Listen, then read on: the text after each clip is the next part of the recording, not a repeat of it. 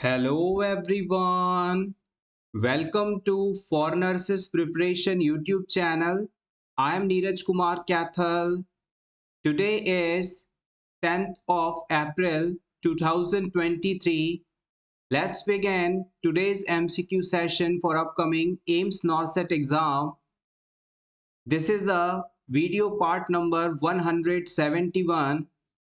Our first question is, in the ICU, you treat all patients fairly and equally. This is an example of ICU में admit हुए सभी patients को आप बिना भेदभाव के सही तरीके से समानता के साथ ट्रीटमेंट देते हैं। ये केयर का कौन सा प्रिंसिपल कहलाता है? जस्टिस, फिडेलिटी, विरासिटी या फिर रेस्पेक्ट?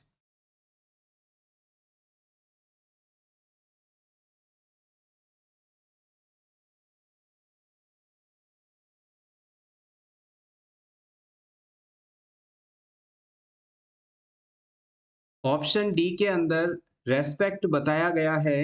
रेस्पेक्ट का नर्सिंग एस्पेक्ट में मीनिंग होगा दूसरों के अधिकारों की रक्षा करना। Acknowledging the right of others is known as respect. It is not the thing. Option C के अंदर विरासिटी टर्म दी गई है। इसका मतलब होता है हमेशा सच बोलना, telling always the truth. It is called विरासिटी।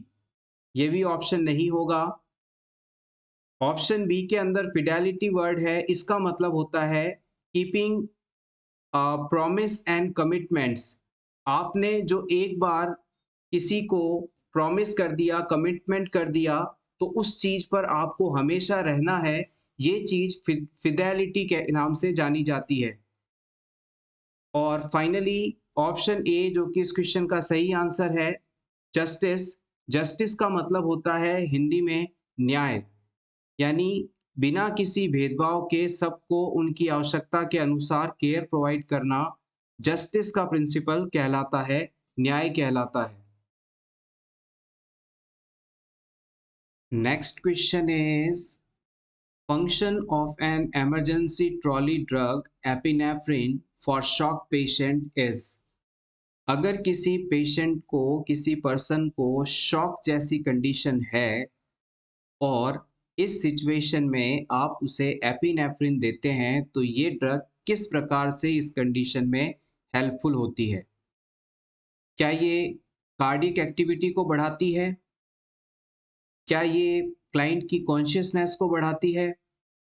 क्या ये हार्ट रेट बढ़ाती है? क्या ये कार्डियक आउटपुट को कम कर देती है? अगर किसी शॉक पेशेंट को आप एपिनेफ्रिन देते हैं, तो ये किस प्रकार से इस क्लाइंट की कंडीशन को बेहतर बनाती है, शॉक को ट्रीट करवाती है?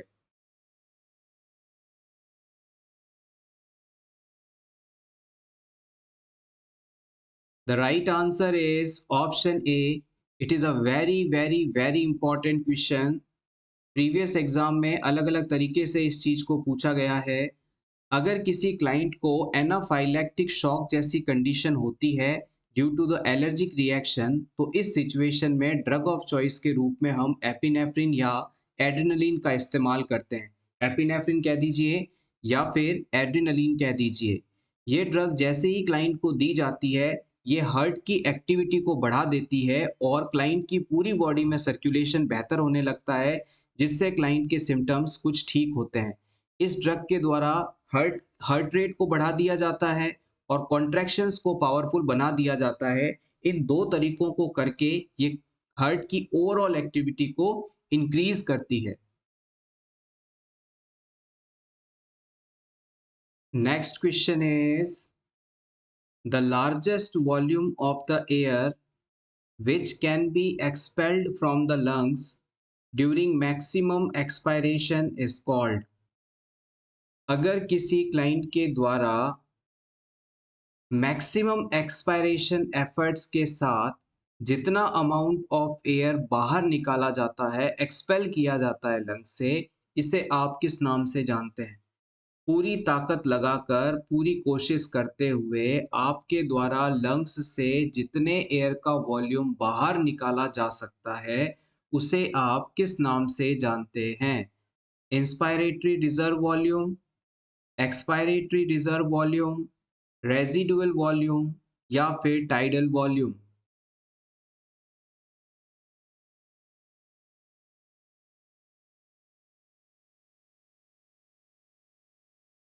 The right answer is option 2. It is called expiratory reserve volume.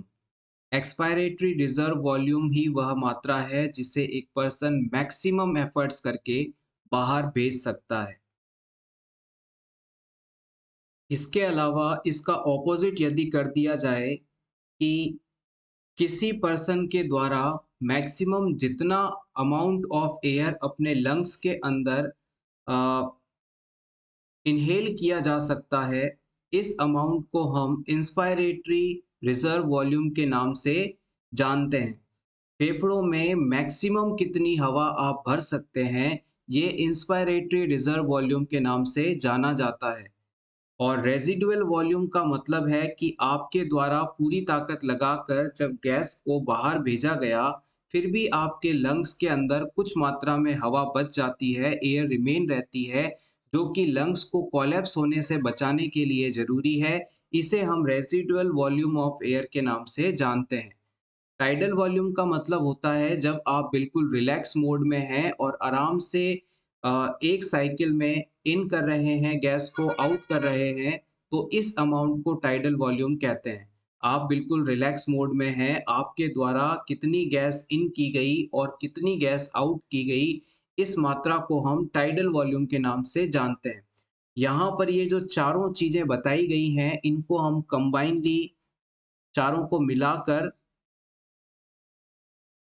Respiratory volume के नाम से जानते हैं। ये चारों कंबाइंड रूप से रेस्पिरेटरी वॉल्यूम के नाम से जानी जाती हैं। आइए इनकी मात्रा को डिस्कस कर लेते हैं। रेस्पिरेटरी वॉल्यूम टोटल 4 वैल्यूज़ से मिलकर बनता है। सबसे पहले रेज़िडुअल वॉल्यूम की मात्रा जो होती है, वो 1100 से 1200 एमएल के बीच में होती है। फिर एक्सपायरेटरी रिजर्व वॉल्यूम 1100 से 1200 एमएल के बीच में होता है। टाइडल वॉल्यूम की बात की जाए तो ये 500 एमएल होती है और इंस्पायरेटरी रिजर्व वॉल्यूम की बात की जाए तो ये 3200 एमएल के आसपास होता है। इस तरह से ये रेस्पिरेटरी वॉल्यूम कहलाता है। नेक्स्ट बात करते हैं रेस्पिरेटरी कैपेसिटीज़ के बारे में। टोटल 5 रेस्पिरेटरी कैपेसिटीज़ होती हैं। सबसे पहले फंक्शनल रेज़िडुअल कैपेसिटी, इसमें रेज़िडुअल वॉल्यूम और एक्सपायरेटरी रिजर्व वॉल्यूम को जोड़ दिया जाता है, तो फंक्शनल रेज़िडुअल कैपेसिटी होती है 2300 एमएल। एक्सपायरेटरी कैपेसिटी में टाइडल वॉल्यूम और एक्सपायरेटरी रिजर्व वॉल्यूम को जोड़ दिया जाता है, जो कि 1700 एमएल होता है। इसी प्रकार से इंस्पायरेटरी कैपेसिटी में टाइडल वॉल्यूम और इंस्पायरेटरी रिजर्व वॉल्यूम को ऐड कर दिया जाता है, तो ये 3700 एमएल के आसपास आता है। अगर आपको वाइटल कैपेसिटी पूछ ली जाए तो ये 4900 एमएल होती है, जिसमें आईआरवी, ईआरवी और टीवी को ऐड करते हैं। और टीएलसी, जिसका फुल फॉर्म है टोटल लंग कैपेसिटी, इसके अंदर आरवी, ईआरवी, टीवी और आईआरवी यानी कि इन चारों रेस्पिरेटरी वॉल्यूम्स को जोड़कर टोटल किया जाता है, तो ये टोटल लंग कैपेसिटी कहलाती है और ये 6000 एमएल के आसपास होता है। एग्जाम पॉइंट ऑफ व्यू से सबसे ज़्यादा इम्पोर्टेंट है टाइडल वॉल्यूम, जो कि 500 एमएल होता है, ये सबसे ज़्यादा पूछा जाता है। आप चाहें तो इसका स्क्रीनशॉट ले सकते हैं आपके रिवीजन के लिए। Next question is second degree uterine prolapse is described as. Second degree uterine prolapse में क्या होता है? Option A, the uterine cervix and body descends to lie outside introitus. Uterus का सर्विक्स पार्ट और बॉडी पार्ट यूट्राइन इंट्राइटस से बाहर की तरफ आ जाए। Option B, external os protrude outside vaginal introitus but uterine body remains inside vagina. Uterus का external os वाला पार्ट्स वेजाइनल इंट्रोइटस से बाहर आ जाए लेकिन यूट्राइन बॉडी अभी भी वेजाइना के अंदर ही रहती है। Option C, uterus descends from its anatomical position but external OS remains inside the vagina. Uterus अपनी एनाटॉमिकल पोजीशन से हट जाता है लेकिन जो एक्सटर्नल ओएस है वो वेजाइना के अंदर ही रहता है। Option 4, in which entire uterus inverts and protrude outside the vaginal orifice. जब पूरा यूट्रस इन्वर्ट हो जाए यानी अंदर वाली यूट्रस की लेयर बाहर की तरफ आ जाए और इस तरह से पूरा यूट्रस वेजाइना से बाहर निकल आए तो which is the second degree uterine prolapse? Select the option. Important, यहां से क्वेश्चंस पूछे गए हैं।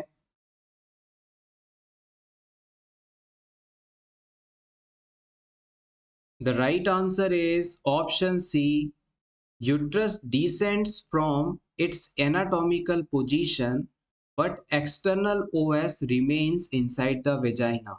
यूट्रस अपनी पोजीशन से नीचे खिसक चुका है लेकिन अभी भी इसका जो एक्सटर्नल ओएस है वो वेजाइना के अंदर ही मौजूद हो तो ये सेकेंड डिग्री यूट्राइन प्रोलैप्स कहलाता है। अब इस चीज को थोड़ा सिंपल तरीके से समझते हैं। सबसे पहली बात कि यूट्राइन प्रोलैप्स होता क्या है। अगर किसी फीमेल के अंदर पेल्विक फ्लोर कमजोर हो जाए, जो मसल्स यूट्रस को अपनी पोजीशन में रोक कर रखते हैं, बांध कर रखते हैं, वो कमजोर हो जाए तो यूट्रस धीरे धीरे वेजाइना की तरफ मूव करता है, अपनी जगह से हटकर नीचे की तरफ इकट्ठा होने लगता है। कई बार ये वेजाइना से बाहर तक निकल आता है। इस सिचुएशन को प्रोलैप्स कहा जाता है। तो सिंपली कहें तो यूट्रस का अपनी जगह से हट जाना यूट्राइन प्रोलैप्स है।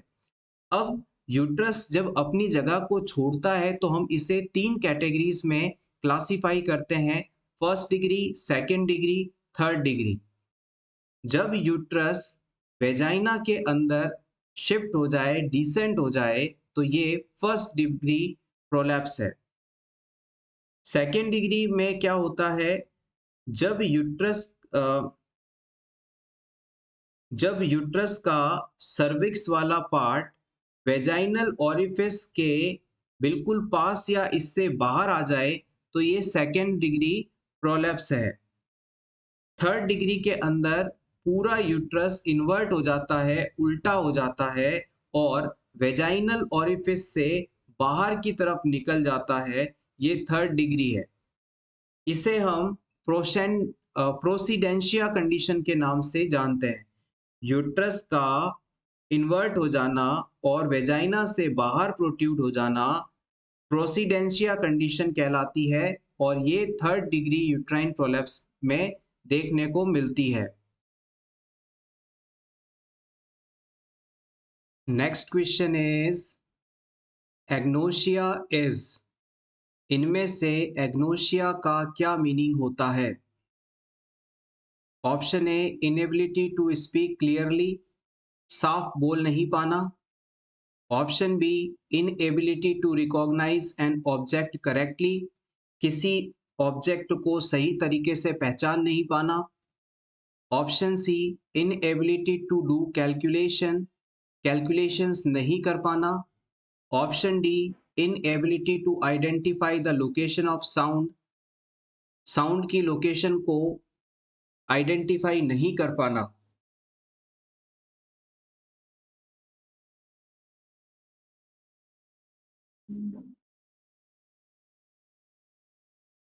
The right answer is options B, inability to recognize an object correctly.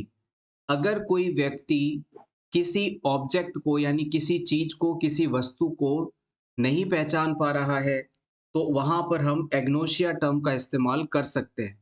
यानी पहले आप किसी चीज को जानते थे लेकिन दोबारा से उस चीज को यदि आपको लाकर दिखाया जाए तो आप उसे पहचान नहीं पा रहे हैं तो ये एग्नोसिया है।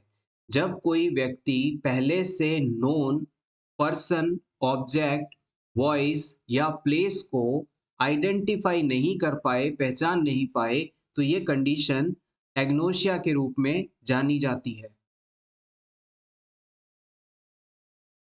Next question is the procedure that involves insertion of a tube through the nose into the stomach is known as। उस प्रोसीजर का नाम आपको बताना है जिसमें किसी प्लास्टिक ट्यूब को नोज से इंसर्ट करते हुए स्टमक तक पहुंचाया जाता है। Option A nasogastric irrigation, option B nasogastric intubation, option C gastric gavage, option D endotracheal intubation.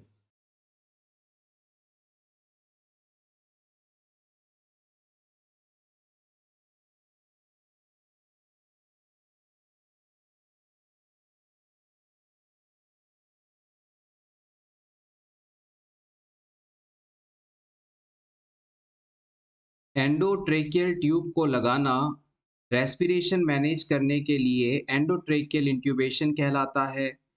Gastric गावास का मतलब होता है क्लाइंट को डायरेक्टली स्टमक तक फीडिंग पहुंचाना, फूड पहुंचाना। और गैस्ट्रिक लावाज यदि आपसे पूछ लिया जाए तो आप बता सकते हैं कि स्टमक को क्लीन करना और उसमें नेजोगैस्ट्रिक ट्यूब का इस्तेमाल किया जाता है, तो ये प्रोसीजर नेजोगैस्ट्रिक इरिगेशन कहलाता है। किसी भी जगह को इरिगेट करने का मतलब है उसे क्लीन करना। फाइनली ऑप्शन बी बचता है जो कि सही आंसर भी है। किसी भी क्लाइंट में नेजोगैस्ट्रिक ट्यूब को लगाना, नोज से इंसर्ट करके ट्यूब को स्टमक तक पहुंचाना नेजोगैस्ट्रिक इंट्यूबेशन के रूप में जाना जाता है। और ट्यूब का जब रिमूवल किया जाता है तो इसे एक्सट्यूबेशन के नाम से जाना जाता है। और किसी क्लाइंट में यदि ट्रैकियोस्टोमी ट्यूब लगी है और आपको उसे निकालना है तो उसके लिए डीकैन्युलेशन का ऑर्डर दिया जाता है। Next question is most common cause of abortion in first trimester of pregnancy। Pregnancy के फर्स्ट ट्राइमेस्टर में अबॉर्शन का क्या कारण है? Congenital anomalies, fetal anomalies, embryonic defects, maternal cause।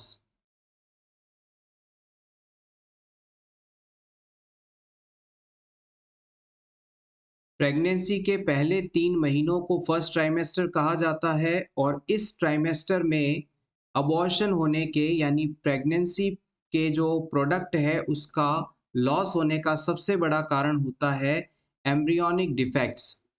Overall बात की जाए तो अगर प्रेगनेंसी के बाई प्रोडक्ट में यानी बेबी के क्रोमोसोम्स में किसी प्रकार की एबनॉर्मलिटी है या फिर जो एम्ब्रियो है उसका सही निर्माण नहीं हुआ है, तो इस सिचुएशन में एबॉर्शन होना प्रेगनेंसी के फर्स्ट ट्राइमेस्टर का सबसे बड़ा कारण है।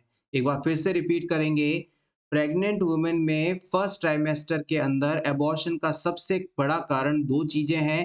पहला क्रोमोसोमल एबनॉर्मेलिटीज और दूसरा एम्ब्रियोनिक डिफेक्ट यानी भ्रूण का सही तरीके से नहीं बना होना।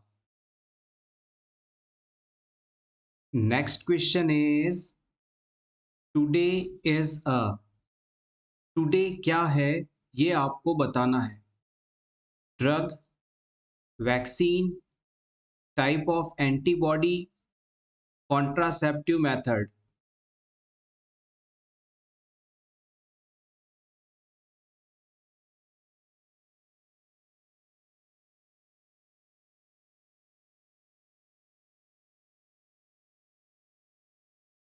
The right answer is option 4। Today एक बर्थ कंट्रोल प्रोडक्ट है यानी कि कॉन्ट्रासेप्टिव है। इसका इस्तेमाल प्रेगनेंसी को अवॉइड करने के लिए किया जाता है। इस टुडे प्रोडक्ट के अंदर नॉन ऑक्सीनॉल 9 नाम का साल्ट मौजूद रहता है। यहाँ पर आप लिख सकते हैं इसका नाम, प्रीवियस एग्जाम में इसे पूछा भी गया है। इसके अंदर नॉन ऑक्सीनॉल 9 नाम का साल्ट रहता है और इस साल्ट के द्वारा जैसे ही स्पर्म्स के कांटेक्ट में आया जाता है ये स्पर्म्स को किल कर देता है और ऐसा करते हुए ये कॉन्ट्रासेप्टिव इफेक्ट क्रिएट करता है। इसके अलावा आप लिख सकते हैं इसकी डोज के बारे में, इस स्पंज के अंदर टोटल 1000 mg नॉन ऑक्सिनॉल 9 होता है। सेक्सुअल इंटरकोर्स से पहले इसे वेजाइनल एरिया में इंसर्ट करना होता है और आप इसे मैक्सिमम 20 मैक्सिमम 30 आवर्स तक इसे रख सकते हैं। मोस्टली तो 24 आवर्स ही होता है, लेकिन सेक्सुअल इंटरकोर्स के बाद एडिशनल 6 आवर्स तक आप और इसे रख सकते हैं। इससे ज़्यादा आप इसे नहीं रख सकते, इट कैन बी डेंजरस। तो एक बार फिर से रिवाइज करते हैं।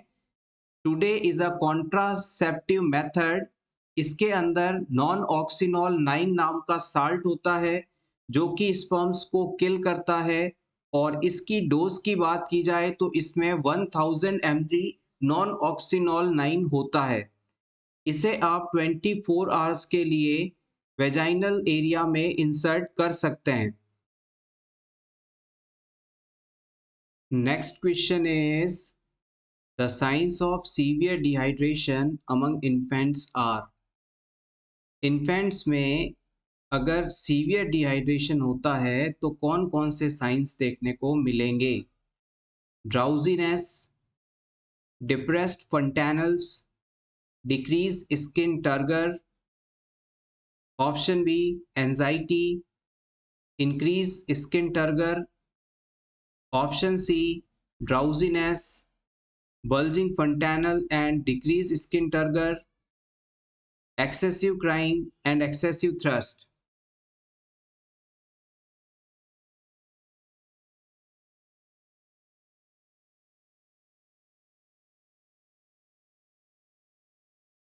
जब भी किसी इन्फेंट को 1 साल से कम उम्र के बच्चे को सीवियर डिहाइड्रेशन होता है तो उसकी बॉडी सुस्त पड़ जाती है, वो ज़्यादा रोता नहीं है, एक्सेसिव क्राइंग देखने को नहीं मिलती। इसके अलावा बच्चे में जो स्किन टर्कर होती है वो कम हो जाती है, स्किन की इलास्टिसिटी जो है वो कम हो जाती है।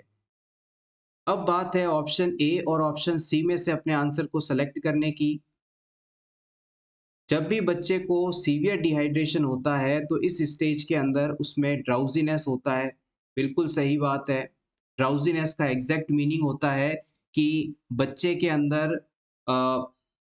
बहुत ज़्यादा नींद आने जैसी, बहुत ज़्यादा थके हुए जैसी फीलिंग आना। मतलब अगर आप रात भर जाग कर पढ़ रहे थे और सुबह आपका कोई दोस्त आपसे आकर बात कर रहा है, तो आपकी उसकी बात सुनते हुए आप बहुत ज़्यादा ड्राउज़ी फ़ील करेंगे, यानी आपको ऐसा लगेगा कि मैं सो जाऊँ, बिल्कुल आँखें बंद हो रही होंगी, आप फ़ोकस नहीं कर पाएँगे। वो कंडीशन एग्ज़ैक्टली ड्राउज़ीनेस है। ड्राउज़ीनेस का सिंपल मीनिंग है बहुत तेज़ नींद आना।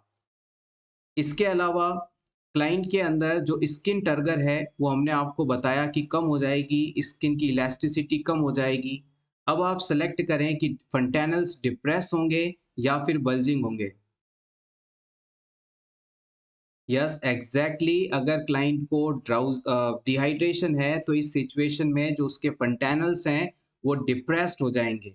तो सीवियर डिहाइड्रेशन के केस में ड्राउज़ीनेस, डिप्रेस्ड फंटैनल्स और डिक्रीज़ स्किन टर्गर, ये तीनों फाइंडिंग्स देखने को मिलेंगी। बल्जिंग फंटैनल्स जो है इंट्राक्रेनियल प्रेशर के बढ़ने की सिचुएशन में देखने को मिलता है। Next question is positive organism of syphilis is. Syphilis disease का कारण कौन सा है? Treponema pallidum, pox virus, Chlamydia trachomatis या फिर इनमें से कोई नहीं?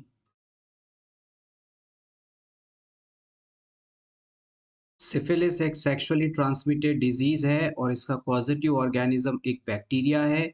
इसका नाम है ट्रिपोनिमा पैलिडियम। ये क्वेश्चन प्रीवियस एग्जाम में कई बार पूछा गया है, इम्पॉर्टेंट है, याद रखिएगा। ट्रिपोनिमा पैलिडियम नामक बैक्टीरिया द्वारा सिफिलिस डिजीज कॉज होता है।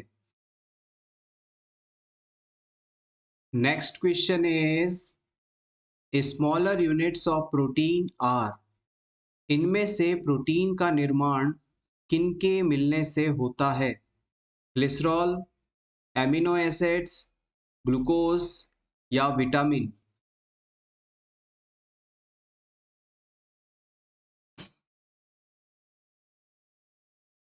The right answer is option B, amino acids.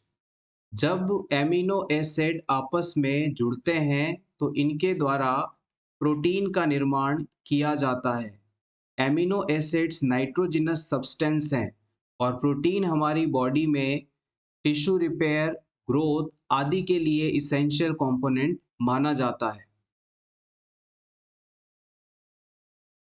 Next question, a nurse must establish and maintain an airway in a client who has experienced a near drowning in the ocean. For which potential danger should the nurse assess the client? एक patient जो कि ocean के अंदर drowning हुआ था, यानी कि समुद्र में डूब गया था। अब इस पर्सन को आपने पानी से निकाला, फर्स्ट एड दिया। फर्स्ट एड के दौरान आप इस पेशेंट में नीचे बताए चारों ऑप्शंस में से किस कंडीशन के होने को अनुमान लगाएंगे? Alkalosis, renal failure, hypervolaemia, pulmonary oedema?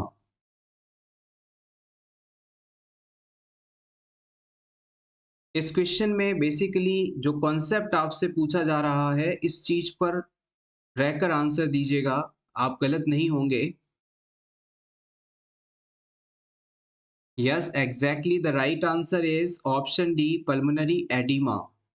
जब भी किसी क्लाइंट को समुद्र के अंदर डूबना पाया जाता है तो समुद्र का जो पानी है वो खारा होता है, उसमें साल्ट कंटेंट ज़्यादा होता है, यानी हाइपरटोनिक होता है। जब ये फ्लूइड क्लाइंट के लंग्स के अंदर एंट्री लेगा तो इस हाइपरटोनिक सॉल्यूशन के कारण लंग्स के आसपास मौजूद फ्लूइड भी ज़्यादा से ज़्यादा लंग्स के अंदर चला जाएगा और इससे क्लाइंट के लंग्स पूरी तरह से पानी से भर जाएंगे, वो फूल जाएंगे, उसमें एडिमा आ जाएगी, सूजन आ जाएगी। यही कंडीशन है जो यहाँ पर स्पेसिफिकली हो सकती है। Next question is, in following which is the most reliable method to diagnose pelvic inflammatory disease? pelvic inflammatory disease को पता करने के लिए कौन सा टेस्ट करवाया जा सकता है? Sonography, culdocentesis, blood examination, laparoscopy?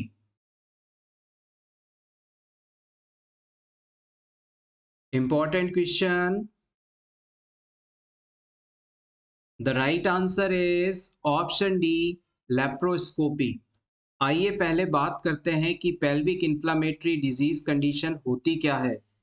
Pelvic inflammatory disease condition female reproductive organ में हुआ इन्फेक्शन है। फीमेल के रिप्रोडक्टिव ट्रैक्ट से संबंधित ऑर्गन्स में यदि इन्फेक्शन हो जाता है तो ये पेल्विक इन्फ्लामेटरी डिजीज के नाम से जाना जाता है। Basically pelvic inflammatory disease condition sexually transmitted disease का ही एक रूप है, यानी जब वुमेन को अनप्रोटेक्टेड अनसेफ सेक्सुअल इंटरकोर्स किया जाए और वहां से उसे कोई सेक्सुअल एरिया में डिजीज हो जाए, कोई बैक्टीरियल इन्फेक्शन हो जाए। अब ये इन्फेक्शन वेजाइना से यूट्रस, फैलोपियन ट्यूब या ओवरीज तक यदि पहुंच जाए तो बेसिकली यही पीआईडी है, पेल्विक इन्फ्लामेटरी डिजीज है। एक बार फिर से समराइज करते हैं। अगर किसी वुमेन को सेक्सुअली ट्रांसमिटेड डिजीज हुआ, अब ये सेक्सुअली ट्रांसमिटेड डिजीज वेजाइना से आगे बढ़कर यूट्रस, फैलोपियन ट्यूब और ओवरीज तक इंफेक्शन फैला देता है, तो इस कंडीशन को हम पेल्विक इन्फ्लामेटरी डिजीज के रूप में जानते हैं। इस पेल्विक इन्फ्लामेटरी डिजीज कंडीशन के होने पर वुमेन को पेल्विक एरिया में पेन होता है, फीवर रहता है और वेजाइनल डिस्चार्ज भी देखने को मिल सकता है। इस प्रकार की डिजीज मोस्टली बैक्टीरिया द्वारा होती है, तो यहाँ पर ट्रीटमेंट के लिए एंटीबायोटिक मेडिसिन का प्रिस्क्रिप्शन किया जा सकता है। अब बात करते हैं कि लेप्रोस्कोपी क्या होता है। लेप्रोस्कोपी को आप की होल सर्जरी या मिनिमल इन्वेजिव सर्जरी के नाम से जानते हैं। इस प्रोसीजर को हम हिंदी में दूरबीन वाला ऑपरेशन भी कह सकते हैं। इस लेप्रोस्कोपी प्रोसेस के द्वारा हम एब्डोमेन एरिया और पेल्विक एरिया के अंदर डायग्नोसिस और थेराप्यूटिक पर्पस से सर्जरी कर सकते हैं। लेप्रोस्कोपिक प्रोसीजर के दौरान बहुत ही छोटे-छोटे होल्स बनाकर कैमरा वाले इक्विपमेंट्स को इंसर्ट करके ये सर्जरी परफॉर्म की जाती है। आइए क्विकली चिकन पॉक्स डिजीज के बारे में रिवाइज कर लेते हैं। यहाँ से अक्सर क्वेश्चंस पूछे जाते हैं। चिकन पॉक्स डिजीज को हम छोटी माता रोग के नाम से हिंदी में जानते हैं। ये एक वायरल डिजीज है जिसके कॉजेटिव ऑर्गेनिज्म को रिपीटेटिवली एग्जाम में पूछा जाता है और इसका कॉज है varicella zoster virus. Chicken pox disease का पॉजिटिव ऑर्गेनिज्म है वेरिसेला जोस्टर नामक वायरस। इस चिकन पॉक्स डिजीज की सेकेंड अटैक रेट 0% होती है, जबकि सेकेंडरी अटैक रेट 90% होती है। सेकेंड अटैक रेट का मतलब होता है किसी भी पर्सन में ये डिजीज लाइफ में सिर्फ एक बार होता है और दोबारा नहीं होता। This is called second attack rate. किसी भी रोग के, किसी भी डिजीज के लाइफ में दोबारा होने की जो प्रोबेबिलिटी है उसे सेकेंड अटैक रेट के रूप में जाना जाता है। और चिकन पॉक्स डिजीज लाइफ में सिर्फ एक बार होता है, दोबारा नहीं होता, इसलिए इसका सेकेंड अटैक रेट 0% है। सेकेंडरी अटैक रेट का मतलब होता है कि आप किसी इन्फेक्टेड पर्सन के यदि कांटेक्ट में आते हैं तो आपको ये डिजीज होने की कितनी संभावना है, तो यहाँ पर इसका जो सेकेंडरी अटैक रेट है वो 90% होता है। यानी कि अगर आप किसी इन्फेक्टेड पर्सन के कांटेक्ट में आए और आपको पहले चिकन पॉक्स नहीं हुआ है तो आपको 90% चांस है कि चिकन पॉक्स डिजीज हो जाएगा। इस डिजीज का ट्रांसमिशन कैसे होता है, कैसे ये डिजीज फैलता है, तो आप बता सकते हैं ये ड्रॉपलेट्स के थ्रू फैलने वाली डिजीज कंडीशन है। सिंपली कहें तो ये रेस्पिरेटरी रूट से फैल रहा है। इस डिजीज का incubation period exam point of view से very very very most important है और याद रखिएगा 14 टू 16 डेज इसका इंक्यूबेशन पीरियड होता है। इंक्यूबेशन पीरियड का मतलब है कि किसी भी डिजीज कॉजिंग एजेंट के आपके शरीर में आने से लेकर इसके द्वारा कॉज किए गए डिजीज के पहले साइन एंड सिम्टम्स दिखाई देने तक का समय। और चिकन पॉक्स डिजीज में ये 14 टू 16 डेज का होता है। इस डिजीज के अंदर अफेक्टेड पर्सन की बॉडी में रैशेस देखने को मिलते हैं, यानी दाने निकलते हैं। और ये जो दाने होते हैं इनकी दो खासियत होती हैं। एक तो ये सेंट्रीपिटल नेचर के होते हैं और दूसरा ये प्लीमॉर्फिज्म को शो करते हैं। सेंट्रीपिटल का मतलब सिंपल है कि इसके अंदर जो दाने निकलेंगे, रैशेज होंगे, वो बॉडी के सेंटर पार्ट में सबसे पहले होंगे, यानी कि ट्रंक वाले पार्ट में होंगे और इसके बाद यहाँ से दूसरे बॉडी पार्ट्स में ये डेवलप होंगे। इसके अलावा याद रखिएगा इस डिजीज के अंदर हाथ की हथेली और पाँव के तलवे यानी पाम एंड सोल्स इन्वॉल्व नहीं होते हैं, यानी इस एरिया में दाने नहीं निकलते हैं। लेकिन जो एक्जिला होता है, आर्मपिट होता है, इस जगह पर ये दाने देखने को मिलते हैं। प्लियोमॉर्फिज्म का एग्जैक्ट मतलब होता है कि इस डिजीज के अंदर जो रैशेज होते हैं, दाने होते हैं, उनकी सभी स्टेजेस एक ही समय पर क्लाइंट में मौजूद रहती है। यानी मैक्यूल, पेप्यूल, वेसिकल, स्कब, ये सभी जो स्टेजेस हैं, ये एक ही समय पर आपको एक साथ देखने को मिल जाएँगी। मोस्टली डिज़ीज़ के अंदर क्या होता है कि डिज़ीज़ की शुरुआत में मान लीजिए मैक्यूल हुआ, तो पूरी बॉडी में सिर्फ़ मैक्यूल ही मिलेंगे, पेप्यूल नहीं होगा। फिर मैक्यूल से स्टेज पेप्यूल में कन्वर्ट होगा, तो सिर्फ़ पेप्यूल ही पूरी बॉडी पर होंगे, वहाँ पर ना तो मैक्यूल होंगे, ना वेसिकल्स होंगे। इस तरह से ये स्टेज होती है, लेकिन जो चिकन पॉक्स के रैशेज़ होंगे, जब आप उन्हें देखेंगे तो ये चारों ही स्टेजेस किसी भी समय मौजूद मिलेगी आपको। इस तरह से भी आप इस डिज़ीज़ को देखकर आइडेंटिफ़ाई कर सकते हैं। इस डिज़ीज़ का जो इन्फेक्टिव पीरियड होता है, यानी कि ये डिज़ीज़ दूसरे लोगों में किस समय सबसे ज़्यादा फैलता है, ये चीज़ अगर पूछी जाए तो आप बता सकते हैं कि क्लाइंट में दाने निकलने से 1 से 2 दिन पहले और दाने निकलने के 4 से 5 दिन बाद सबसे ज़्यादा इस डिज़ीज़ का ट्रांसमिशन देखने को मिलता है।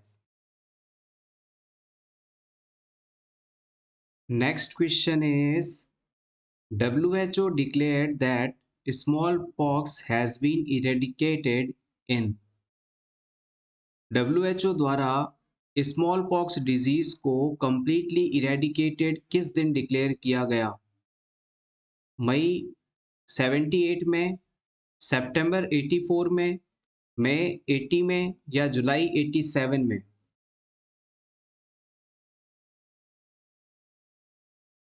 किसी भी डिजीज को आप इरेडिकेटेड उस समय डिक्लेयर करते हैं जब ये डिजीज पूरी तरह से खत्म हो जाए। ना तो इस डिज़ीज़ का कोई पेशेंट होना चाहिए और ना ही इस डिज़ीज़ का कॉज़ेटिव ऑर्गेनिज़्म कहीं भी मौजूद होना चाहिए। तब आप इसे इरेडिकेटेड डिक्लेयर करते हैं और डब्ल्यूएचओ ने इस डिज़ीज़ को मई 1980 को इरेडिकेटेड डिक्लेयर किया था। एग्ज़ैक्टली आप चाहें तो यहाँ नोट कर सकते हैं 8 मई 1980 को इस डिजीज़ को कंप्लीटली इरेडिकेटेड डिक्लेयर किया गया था। इम्पोर्टेंट है, प्रीवियस एग्ज़ाम में इसे पूछा गया है। और याद रखिएगा, अभी तक सिर्फ़ एक स्मॉल पॉक्स ही ऐसा डिज़ीज़ है जिसे पूरी तरह से इरेडिकेटेड डिक्लेयर किया जा चुका है। स्मॉल पॉक्स डिज़ीज़ के कॉज़ के बारे में आपसे पूछा जाए तो आप बता सकते हैं, वेरियोला वायरस के कारण ये डिज़ीज़ कंडीशन होती है और इस डिज़ीज़ के अंदर जो रैशेज़ होते हैं उनके अपीयरेंस के बाद बॉडी पर परमानेंट स्कार्स रह जाते हैं, यानी कि दाने निशान रह जाते हैं। इस डिज़ीज़ का इंक्यूबेशन पीरियड 7 से 14 दिनों के बीच का होता है और इसका जो मोड ऑफ ट्रांसमिशन होता है वो ड्रॉपलेट्स के द्वारा होता है। भारत में इस डिज़ीज़ का आखिरी केस बिहार के अंदर 1975 में पाया गया था, जबकि विश्व के अंदर पूछ लिया जाए तो आप बता सकते हैं 1977 में सोमालिया, अफ्रीका में। ये सभी पॉइंट्स ज़्यादातर एग्ज़ाम में यहाँ से पूछे जाते हैं। Next question is pelvic inflammatory disease is more common in following females। इनमें से किन फीमेल्स के अंदर pelvic inflammatory disease सबसे ज़्यादा पाया जाता है? Options are menstruating adolescent girls, history, previous history of PID, having many sexual partners या फिर ये सभी?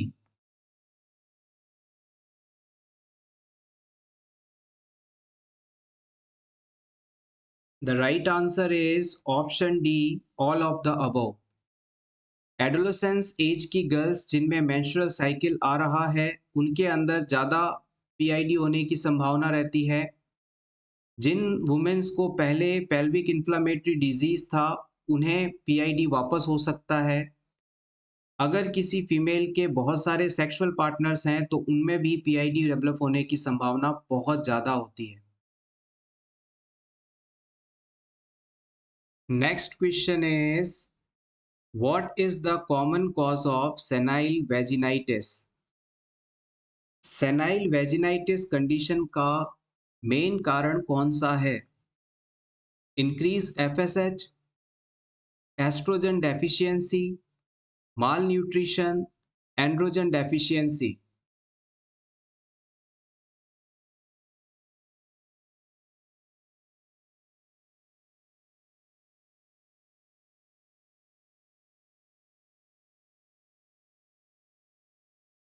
The right answer is option B.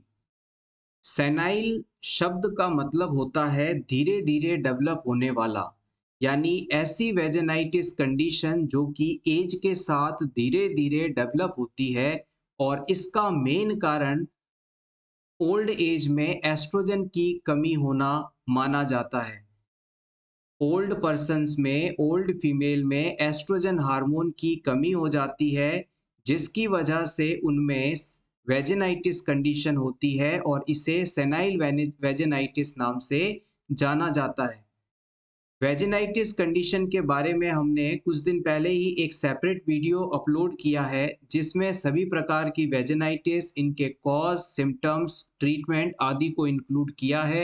आप उस वीडियो को जरूर देखिएगा। सेनाइल वेजिनाइटिस कंडीशन में बेसिकली वुमेन की जो वेजाइनल टिश्यूज हैं उनमें एट्रोपी होने लग जाती है। इसके अलावा वुमेन को सेक्सुअल इंटरकोर्स के दौरान काफ़ी पेन होता है जिसे डिस्पैरेनोविया के नाम से जानते हैं।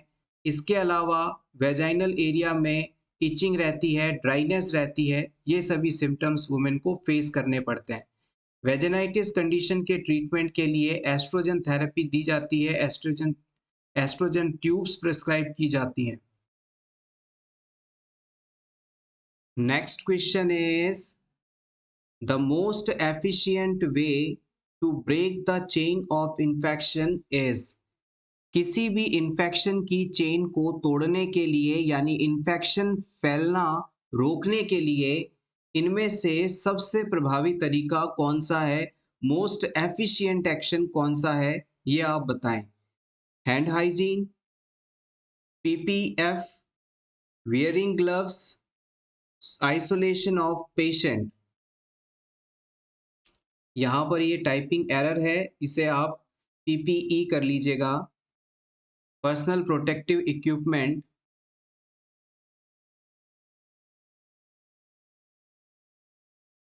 इन्फेक्शन को फैलने नहीं देना है, इसके लिए सबसे प्रभावी तरीका होता है हैंड हाइजीन, यानी हाथों को साफ रख कर हैंड वॉशिंग समय समय पर सही तरीके से परफॉर्म करके हम इन्फेक्शन की चेन को तोड़ सकते हैं, इन्फेक्शन के फैलने को रोक सकते हैं और यही सबसे ज़्यादा एफिशिएंट वे भी माना जाता है, प्रभावी तरीका माना जाता है। Next question is which of the following is an ovulation inducing drug. इन चारों ऑप्शंस में से कौन सी मेडिसिन ओव्यूलेशन करवाने में हेल्पफुल होती है? Bromocriptine, clomiphene citrate, oxytocin, रिटोड्रिन।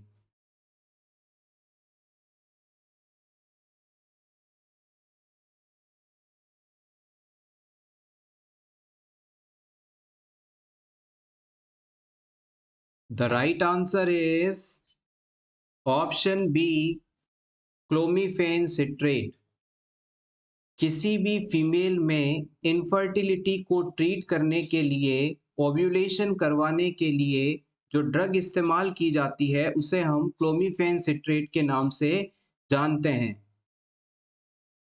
Option A के अंदर ब्रोमोक्रिप्टिन मेडिसिन के बारे में बताया गया है।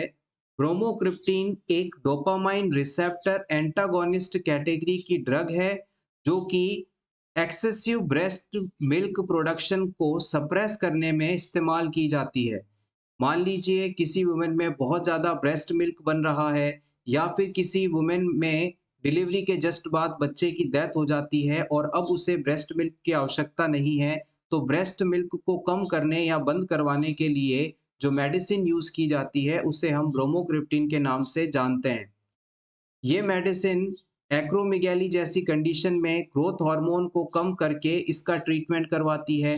इसके अलावा डोपामाइन रिसेप्टर्स को स्टिम्युलेट करके डोपामाइन का प्रोडक्शन करवा के ये ड्रग पार्किंसन डिजीज को भी ट्रीट करने में हेल्पफुल होती है।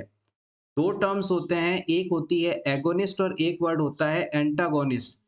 कोई भी मेडिसिन जब किसी ड्रग के इफेक्ट को बढ़ाने के लिए साथ में दी जाती है तो उसे एगोनिस्ट कहते हैं और कोई भी ड्रग किसी ड्रग के इफेक्ट को कम करने के लिए दी जाती है तो उसे हम एंटागोनिस्ट के नाम से जानते हैं। Oxytocin medicine posterior pituitary gland द्वारा सिक्रीट की जाती है और ये मिल्क लेट डाउन रिफ्लेक्स और यूट्राइन कॉन्ट्रैक्शंस को स्टार्ट करवाने के लिए हेल्पफुल है। रिटोड्रिन नाम की जो मेडिसिन है वो टोकोलाइटिक ड्रग के रूप में आती है। टोकोलाइटिक ड्रग का मतलब है कि ऐसी कोई भी मेडिसिन जो कि समय से पहले होने वाले लेबर को रोकने में काम आती है। To stop the premature labour, ritodrine is used. Next question is hypertrophic sebaceous gland around nipple during pregnancy. Pregnancy के दौरान ब्रेस्ट के निप्पल के आसपास छोटी छोटी सिबेशियस ग्लैंड आ जाती हैं, अपने साइज को बढ़ाकर दिखने लगती हैं। ये ग्लैंड्स क्या कहलाती हैं? Montgomery tubercle, sebaceous gland, chloasma, linea Niagara.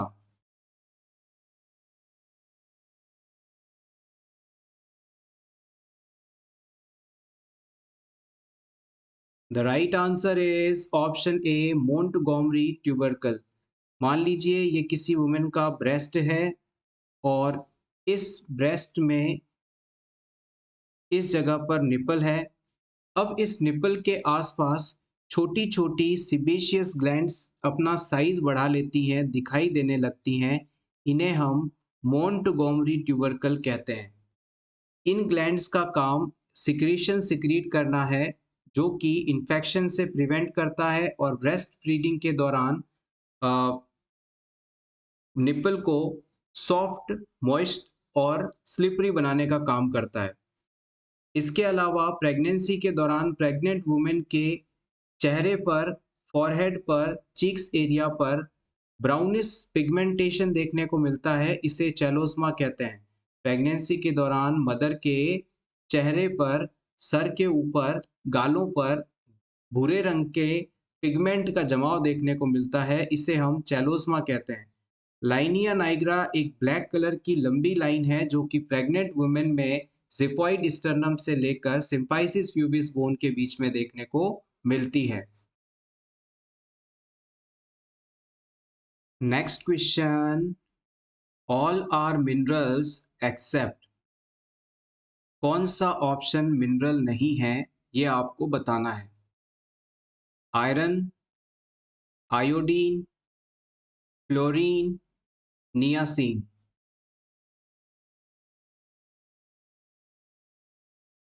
Minerals micro nutrients के अंतर्गत क्लासिफाई किए जाने वाले फूड सब्सटेंसेस हैं, जिनकी हमारे शरीर के अंदर इम्पोर्टेंस है, लेकिन इनकी बहुत ही कम क्वांटिटी हमें चाहिए होती है। The right answer is option D, niacin. Niacin minerals ना होकर विटामिन है, जिसे आप विटामिन बी3 के नाम से भी जानते हैं। और अगर इस नियासिन विटामिन की कमी हो जाए तो पेलेग्रा नाम का डिजीज हो सकता है, और इस पेलेग्रा डिजीज में 4D सिम्टम्स देखने को मिलते हैं। पहले डी का मतलब है dermatitis, second dementia, third diarrhoea and finally death.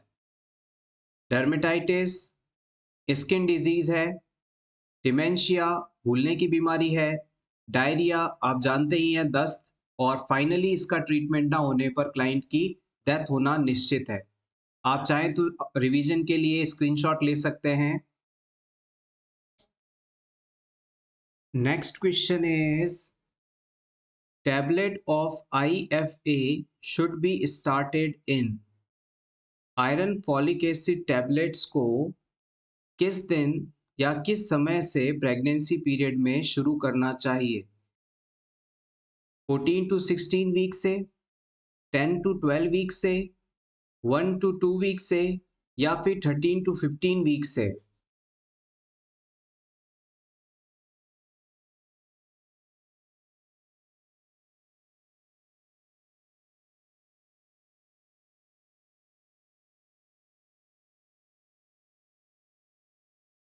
Iron folic acid tablets. The right answer is option A, 14 to 16 week से। किसी भी प्रेग्नेंट वुमेन जिसमें एनीमिया कंडीशन नहीं है, उसे आयरन फॉलिक एसिड प्रोफाइलैक्टिकली दी जाती है, यानी कि उसमें एनीमिया ना हो जाए, इस चीज़ से बचाव हेतु एडवांस में ही ये टैबलेट दी जाती है। और ये टैबलेट्स जो हैं 12 वीक्स के ख़त्म होने के बाद दिए जाती हैं। और इस सिचुएशन में जब वुमेन को एनीमिया नहीं है, हर दिन एक टैबलेट उसे लेनी होती है और ये टैबलेट पूरे 100 दिनों तक दी जाती है। लेकिन मान लीजिए किसी प्रेग्नेंट वुमेन को एनीमिया है, तो इस चीज़ के ट्रीटमेंट के लिए आयरन फॉलिक एसिड टैबलेट्स दी जाती हैं, जो कि 12 वीक के बाद में शुरू की जाती हैं और हर दिन 2 टैबलेट्स लेनी होती हैं और ये पूरा प्रोसेस 100 दिनों तक चलता है। एक बार फिर से समराइज़ करते हैं, किसी भी प्रेग्नेंट वुमन को हीमोडाइल्यूशन के कारण एनीमिया हो सकता है, जिससे उसमें प्रॉब्लम्स हो सकती हैं। इसलिए प्रेगनेंसी के दौरान आयरन फॉलिक एसिड टैबलेट्स दी जाती हैं। अगर वुमेन में हीमोग्लोबिन लेवल 11 से ज़्यादा है, यानी कि उसे एनीमिया नहीं है, तो आप उसे फर्स्ट ट्राइमेस्टर कंप्लीट होने के जस्ट बाद हर दिन एक टैबलेट आयरन फॉलिक एसिड की लेने की एडवाइस करेंगे और ये टैबलेट अगले 100 दिनों तक चलेंगी, यानी नेक्स्ट सवा 3 महीने तक आपको ये चीज़ें देनी हैं। अब मान लीजिए सेकंड केस ऐसा है जिसमें प्रेगनेंसी के दौरान ही एनीमिया मौजूद है, तो इस वुमेन के लिए आप आयरन फॉलिक एसिड टैबलेट्स को डबल डोज के साथ देंगे, यानी उसे दिन में 2 टैबलेट्स लेने की एडवाइस करेंगे और ये पूरा ट्रीटमेंट 100 दिनों तक चलेगा। इस तरह से आप इस टैबलेट को देते हैं।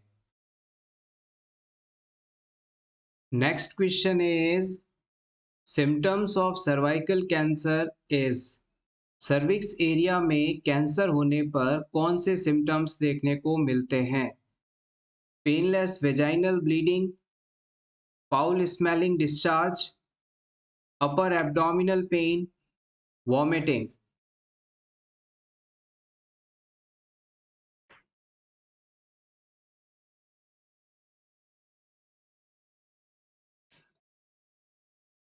The right answer is option A, painless vaginal bleeding.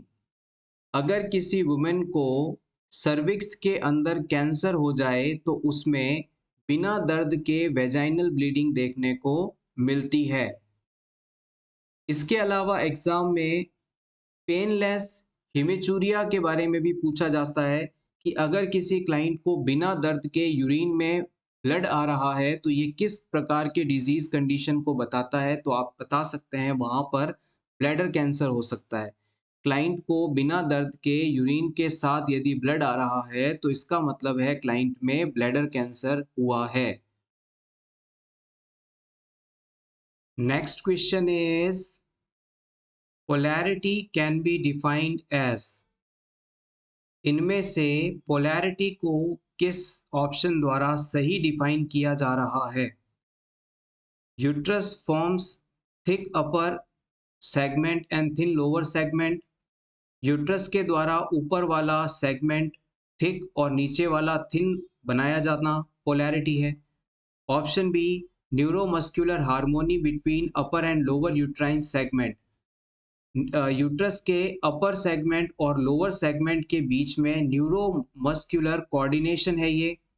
Option C, rich formation between the upper and lower uterine segment. Upper और लोअर यूट्राइन सेगमेंट के बीच में रिच का फॉर्मेशन होना है ये।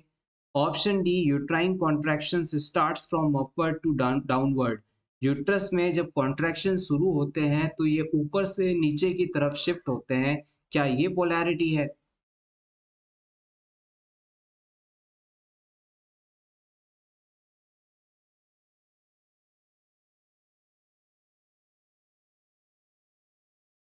The right answer is option B.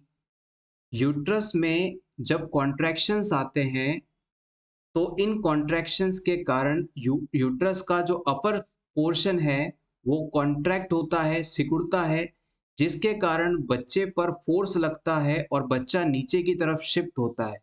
इस shifting के दौरान यूट्रस का अपर पार्ट तो कॉन्ट्रैक्ट हो रहा है, जबकि लोअर पार्ट जो है, सर्विक्स वाला एरिया है, वो डायलेट होने लगता है। इसे हम पोलैरिटी के नाम से जानते हैं।